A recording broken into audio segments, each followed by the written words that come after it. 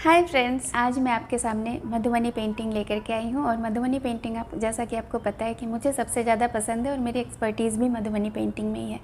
Paintings की जहाँ तक बात आती है तो मैं प्रेफर करती हूँ इंडियन आर्ट फॉर्म्स। जो हमारे इन देश की जो कला है वो बहुत बड़ी कला है। वो हमारे देश में कला की बहुत सारी विधाएँ हैं, तो उनमें से एक इंडियन आर्ट फॉर्म है मधुबनी पेंटिंग, जो कि इंडिया की one of the oldest art form है। और इस पेंटिंग की जो क्या इनिशियल जो हिस्ट्री है वो रामायण के समय से इसकी कहानी मैंने कई बार मेरे कई वीडियोस में बताई है, तो और भी इसकी कहानी मैं बताऊंगी। आज हम लोग कहानी में नहीं जाएंगे, आज पेंटिंग पर जाएंगे। मैं आपको क्या पेंटिंग बनवाने वाली हूँ, आज कौन सी पेंटिंग बताने वाली हूँ, उसे मैं पहले दिखाना चाहती हूँ। तो ये है बहुत ही ब्यूटीफुल सी राधा कृष्णा की पेंटिंग, जो मैंने अभी थोड़ी देर पहले फिनिश की है। इसका वीडियो मैंने आपके लिए प्रिपेयर किया है, इसका पूरा ट्यूटोरियल मैं आपको बताऊंगी। और मेरे साथ साथ आप ये पेंटिंग बना करके अपने घरों को सजा सकते हैं। फ्रेंड्स, घरों को सजाने की बात आती है तो मुझे लगता है कि हम इंडिया में हैं और हमें अपने घरों को इंडियन आर्ट फॉर्म से ही सजाना चाहिए, क्योंकि ये हम बहुत ही रिच है। हमारा जो आर्ट है ना बहुत ही रिच है। और ये एक बहुत जो हमारे इंडियन आर्ट फॉर्म्स है ना, ये माइंडफुल पेंटिंग्स होती है। इसके पीछे एक रीज़न होता है, एक मकसद होता है। ये आपके घर को एक मीनिंग देता है। और कई बार मैंने बताया है कि जो भी इसमें हम मोटिव्स यूज़ करते हैं, छोटे छोटे मोटिव्स, मतलब छोटे, जैसे यहाँ मैंने बर्ड यूज़ किया है, पीकॉक यूज़ किया है, फ्लावर्स यूज़ किया है। कई बार हम डक्स बनाते हैं और बहुत सारी चीज़ें बनाते हैं, हम फ़िश बनाते हैं, लोटस बनाते हैं। इन सभी मोटिव्स का इन पेंटिंग्स में मतलब है, इन सबों का कुछ ना कुछ मीनिंग है। तो इन सबों के बारे में मैं इसमें जो मोटिव्स यूज़ की हूँ उसका मीनिंग बताऊंगी कि ये हम क्यों बनाते हैं इस पेंटिंग में। कलर्स के बारे में बताऊंगी। और ये अगर आपको ये लग रहा है कॉम्प्लिकेटेड लग रहा है ये ड्राइंग, अगर आप नहीं कंफर्टेबल हैं ड्राइंग करने में अपने से, तो इसकी जो ट्रेसिंग है वो आप ले सकते हैं मेरे फेसबुक के पेज सैसे आर्ट से। और दूसरा इंस्टाग्राम का श्वेता सैसे आर्ट करके मेरा एक इंस्टाग्राम अकाउंट है, वहाँ पर मैं ये पेंटिंग डाल दूँगी। आप उसका प्रिंट आउट ले लीजिए और उसे ट्रेस कर लीजिए और पेंटिंग बना लीजिए। और पेपर जो मैंने यूज़ किया है ये बहुत ही सिंपल वाला पेपर है। आप देखिए, सिंपल चार्ट पेपर है, कुछ भी इसमें स्पेशल नहीं है। और बहुत ही जो सबसे बेसिक पेपर होता है उस पर मैंने बनाया है। ये चार्ट पेपर आप स्टेशनरी के शॉप पर जाएंगे, बहुत इजी, जितनी भी चीज़ें मैंने यूज़ की है ये सभी इजीली अवेलेबल, कहीं भी किसी भी जगह पर आप स्टेशनरी शॉप पर जा सकते हैं। किसी स्पेशल आर्ट शॉप पर जाने की ज़रूरत नहीं है। तो जाइए और स्टेशनरी वाले भैया को बोलिए कि एक चार्ट पेपर दे दो भैया, तो वो जो बड़ा सा रोल आता है वो दे देगा। और उसे आप ये साइज़ कट कर लीजिएगा, साइज़ मैं मेंशन कर दूँगी मेरे वीडियो में, और ये साइज़ कट करके आप बना सकते हैं। वैसे अगर आप और अच्छे पेपर पे बनाना चाहते हैं, क्योंकि अच्छे पेपर पर अगर आप बनाएंगे तो वो पेंटिंग आपकी लॉन्ग लास्टिंग होती है, तो आप इसे वाटर कलर पेपर पे बना सकते हैं या फिर हैंडमेड पेपर पे बना सकते हैं। तो हैंडमेड पेपर पे ये ज़्यादा बेटर लगता है, क्योंकि वो हैंडमेड पेपर जो होता है वो थोड़ा सा कलर थोड़ा पेल येलो जैसा होता है। और ये जो पेंटिंग है ये बिल्कुल वाइट बैकग्राउंड पे हम नहीं बनाते हैं। ये तो मैंने वाइट बैकग्राउंड पे बनाया है, लेकिन आप अगर इसे और अच्छा और ट्रेडिशनल लुक देना चाहते हैं तो इसे हैंडमेड पेपर पे बनाइए, फिर इसका लुक देखिए। सिल्क पे बनाना चाहते हैं तो सिल्क के कपड़े पर बना सकते हैं, किसी भी कपड़े पर भी सेम ट्रेसिंग करके आप ये पेंटिंग बना सकते हैं। कलर्स जो मैंने यूज़ किया है ये एक्रेलिक कलर्स मैंने इसमें यूज़ किया है। ये जो स्टेशनरी में मिल जाएगा फैब्रिका करके एक्रेलिक कलर्स है, कैमल का है ये, फेब्रिक्रिल का भी कलर आप यूज़ कर सकते हैं। तो ये कलर मैंने यूज़ किया है और ये इसका ही बड़ा साइज़ है, तो आप कंफ्यूज मत होना कि मैंने कोई और कलर लगा दिया। तो ये इसी का बड़ा पैक है, ये लगा सकते हैं। वाटर कलर है तो वो भी बना सकते हैं, छोटे छोटे जो केक्स वाले वाटर कलर आते हैं उससे भी बहुत अच्छी ये पेंटिंग बन जाती है। तो ट्रेडिशनली तो ये वाटर कलर से ही, नेचुरल कलर से बनते थे, जो फूलों के रस होते हैं उससे लाल कलर, पत्तों के रस से हरा कलर, इस तरह से बनाया जाता था। अभी तो हमारे पास कलर्स अवेलेबल है तो हम यही कलर लगा लेते हैं। ब्रशेस मैंने यूज़ किए हैं 5 नंबर, 3 नंबर एंड 000 नंबर, इन तीनों से ही हम बना लेंगे इस पेंटिंग को, क्योंकि छोटा एरिया है और इसके लिए हमें बहुत बड़े ब्रश की ज़रूरत नहीं होती है, नहीं तो कंट्रोल करने में मुश्किल हो जाता है कलर को। तो इन्हीं 3 ब्रशेस का यूज़ कर लेंगे हम। और एक पेन यूज़ किया है, ये वाटरप्रूफ पेन है, मैंने मैक्रोन का यूज़ किया है। आप कोई भी वाटरप्रूफ पेन ले सकते हैं, क्योंकि नॉर्मल जेल पेन मत लीजिए, क्योंकि ये अगर वाटरप्रूफ नहीं हुआ तो इस पर जब आप कलर डालेंगे तो वो आपका पेन का जो कलर है वो ब्लीड कर जाएगा और फिर आपकी पेंटिंग स्पॉइल हो सकती है। तो ये मैक्रोन के पेन्स ऐसे सेट में आते हैं जिसमें 0 से 5 नंबर तक के पेन आते हैं, जिसका पॉइंट है वो डिफरेंट होता है। बहुत पॉइंटेड से लेकर के थोड़ा सा ब्लंट भी पॉइंट वाला पेन भी मिल सकता है। तो ये 5 नंबर जो है इसमें जो सबसे ब्लंट वाला है वो मैंने यूज़ किया है। तो बस इतने ही चीज़ों से हम इसे बना लेंगे। और कलर पैलेट ले लीजिए, प्लेट ले लीजिए और पानी ले लीजिए और शुरू हो जाइए ये पेंटिंग बनाना। तो चलिए मैं आपको इसका ट्यूटोरियल दिखाती हूँ। चलते हैं सीधे ट्यूटोरियल के वीडियो पर और मुझे बताइएगा ज़रूर कि ये पेंटिंग आपको कैसी लगी और किस तरह की और पेंटिंग्स आप देखना चाहते हैं। तो चलिए, तो सबसे पहले अपने चार्ट पेपर को कट कर लेंगे हम 35 सेंटीमीटर बाई 28 सेंटीमीटर के साइज़ में। तो इसी साइज़ में मैंने ये पेंटिंग बनाई है और इसके बाद हम लोग इसका बॉर्डर डिफ़ाइन करेंगे। तो 2 इंच का गैप लिया है एंड अगेन 2 इंच का और गैप लिया है इसके बॉर्डर को बनाने में। दोनों चारों साइड से ये 2-2 इंच का गैप है और डबल लाइनिंग कर लेंगे बॉर्डर के लिए। इसके लिए मैंने मैक्रोन के पेन का यूज़ किया है, 5 नंबर पेन, और स्केल के हेल्प से ये लाइनिंग कर लेंगे। डबल लाइनिंग किया है मैंने दोनों जगह। और इसके बाद इसके अंदर में हम बॉर्डर की डिज़ाइनिंग करेंगे। तो सिंपल वेवी लाइन मैं ड्रॉ कर रही हूँ और पेंसिल से यूज़ करने के बाद उसी लाइन को मैं पेन से ड्रॉ कर रही हूँ। पेन से इसलिए ड्रॉ कर रही हूँ क्योंकि जब भी हम इस पर कलर लगाएंगे तो पेंसिल कभी कभी इनविजिबल हो जाता है, दिखाई नहीं पड़ता। और आपको भी दिखाने के लिए ये पेन थोड़ा ज़्यादा डार्क दिखता है तो अच्छे से दिखा पाती हूँ मैं। और सभी लाइंस को डबल लाइन कर देंगे। फ्रेंड्स, मधुबनी पेंटिंग में हम हर चीज़ को डबल लाइनिंग करते हैं। और बॉर्डर में मैं यहाँ डिज़ाइन बना रही हूँ, फ्लावर का लोटस के लीफ बना रही हूँ।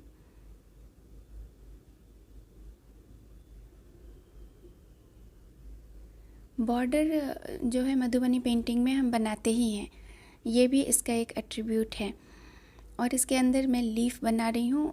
फ्रेंड्स, लीफ एंड फ्लावर्स ये जो है मधुबनी पेंटिंग में बहुत ही कॉमन बॉर्डर है और इसमें ये एक मोटिव है इसका।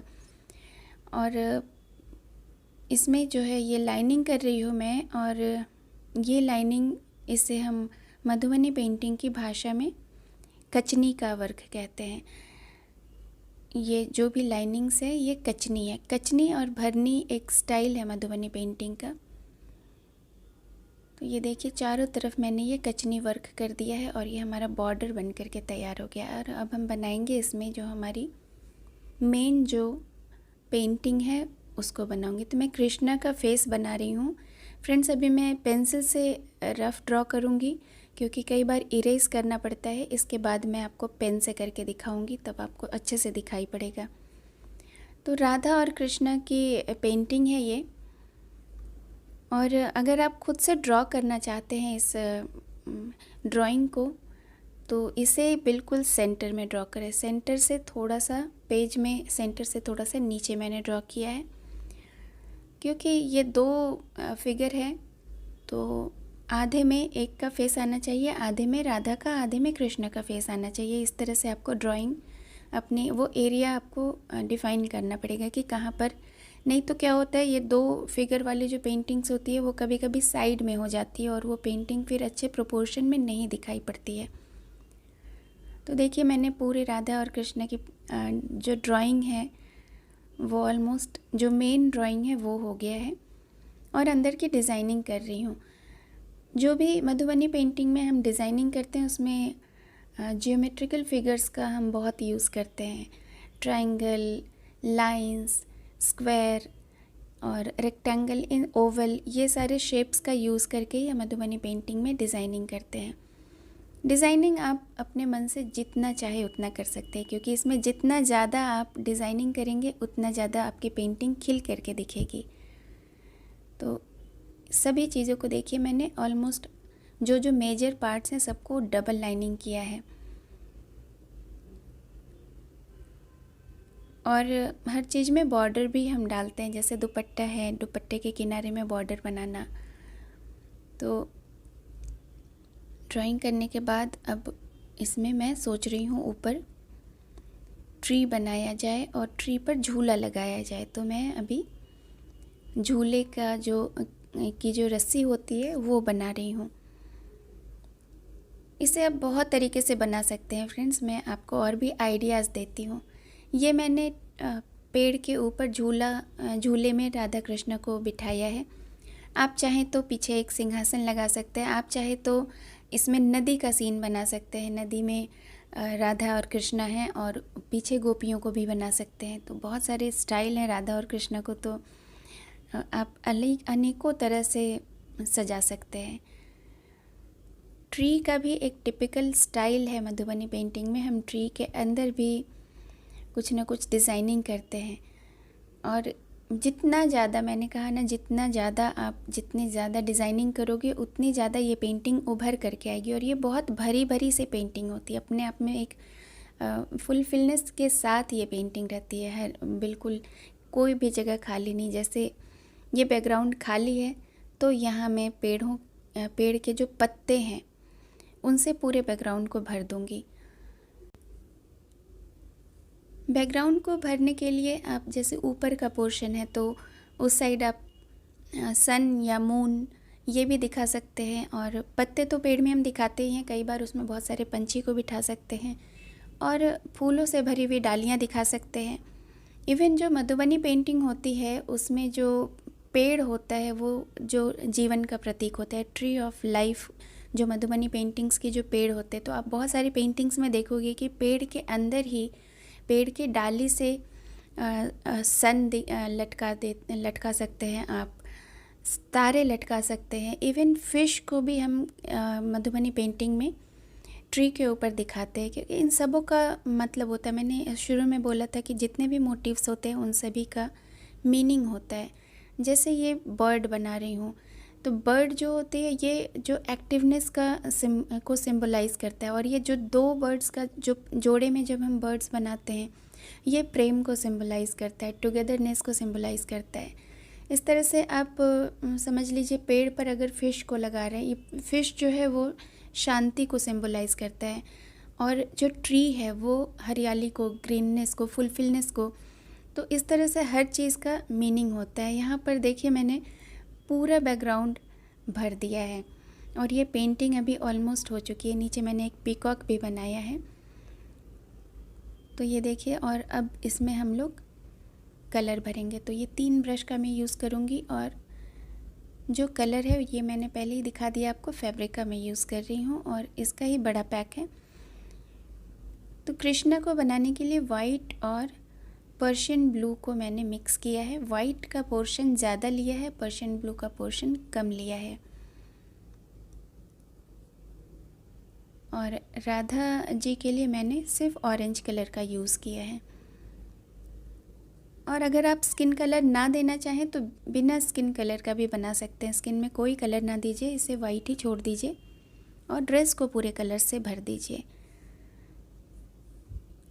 ये जो भरना होता है ना मधुबनी पेंटिंग में, इसे भरनी कहते हैं। मधुबनी पेंटिंग का एक अलग लैंग्वेज है और अलग स्टाइल है। जो पेंटिंग्स की भी डिफरेंट, उसमें जो मधुबनी पेंटिंग्स के अलग अलग स्टाइल्स हैं, तो 5 स्टाइल्स हैं, उसमें कचनी और भरनी भी एक स्टाइल है। तो ये जो मैं कलर भर रही हूँ इसे भरनी कहते हैं। और जब हम लाइनिंग करते हैं, लाइनिंग वाला कोई भी वर्क करते हैं, उसे कचनी कहते हैं।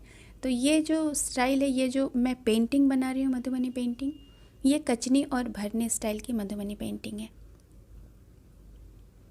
और भी अनेक तरह की मधुबनी पेंटिंग बनती है, जिसमें एक तांत्रिक मधुबनी पेंटिंग है, गोंदा आर्ट है और कोहबर है जो शादियों में, विवाह में बनाया जाता है और मिथिलांचल में बहुत ही पॉपुलर है। बिना मधुबनी पेंटिंग कोहबर के शादियां नहीं होती हैं, तो उसमें वो बहुत ही इम्पॉर्टेंट रोल अदा करता है।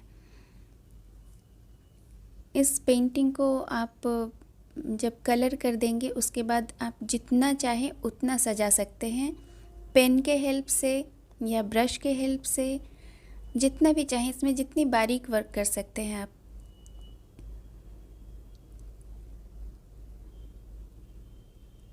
ये जो मैं लाइनिंग कर रही हूँ यही कचनी वर्क है। यहाँ मैं ब्रश से कर रही हूँ और ये जो लाइनिंग के लिए मधुबनी पेंटिंग में निब भी आती है, जो पेन के निब्स होते हैं ना, फाउंटेन पेन के निब्स जो होते हैं, उस तरह से मधुबनी पेंटिंग के लिए एक स्पेशल निब आती है।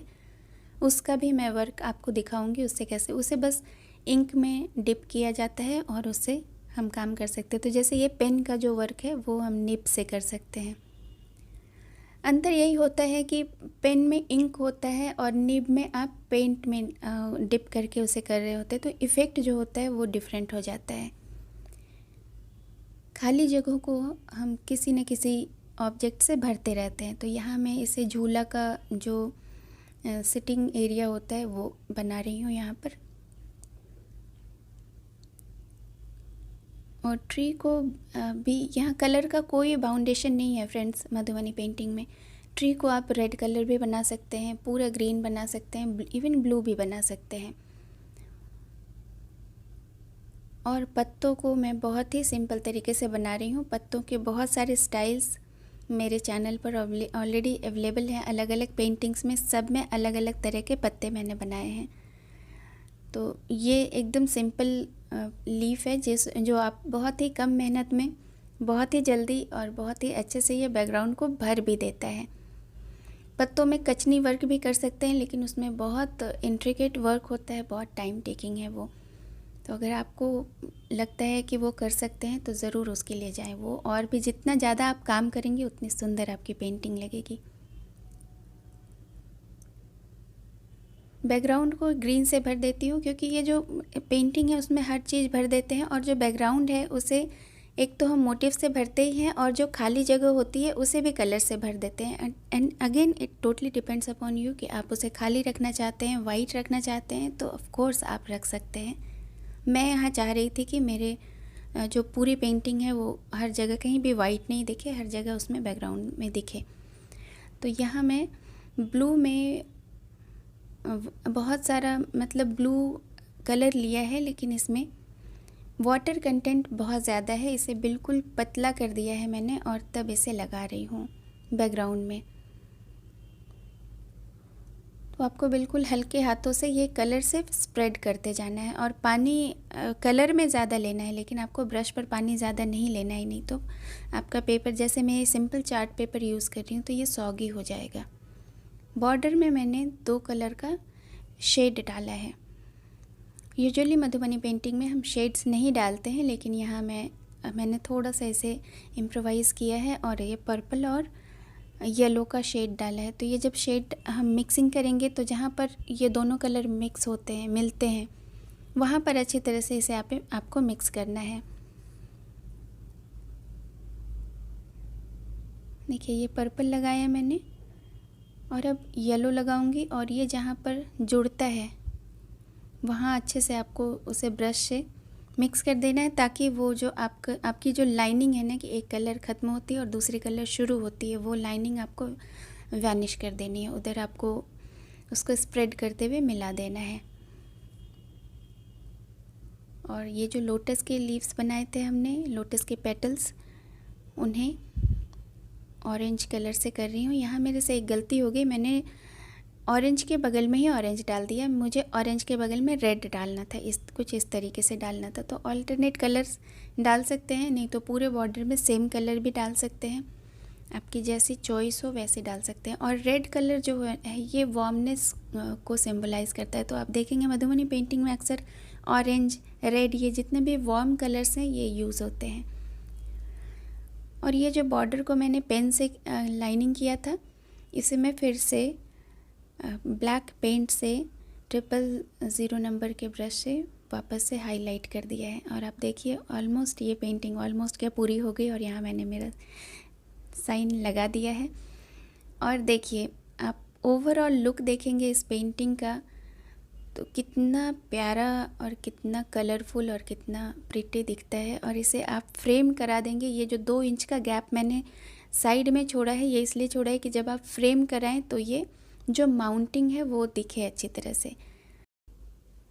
तो इस पेंटिंग को फ्रेम करा के आप अपने पूजा के स्थान पर भी लगा सकते हैं, या अपने लिविंग रूम में डेकोरेशन के तौर पर भी लगा सकते हैं। ज़्यादातर लोग एंट्रेंस पे लगाते हैं ताकि आते ही एक घर में एक पॉजिटिविटी, एक हैप्पीनेस दिखे।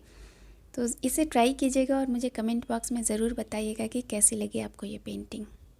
बाय।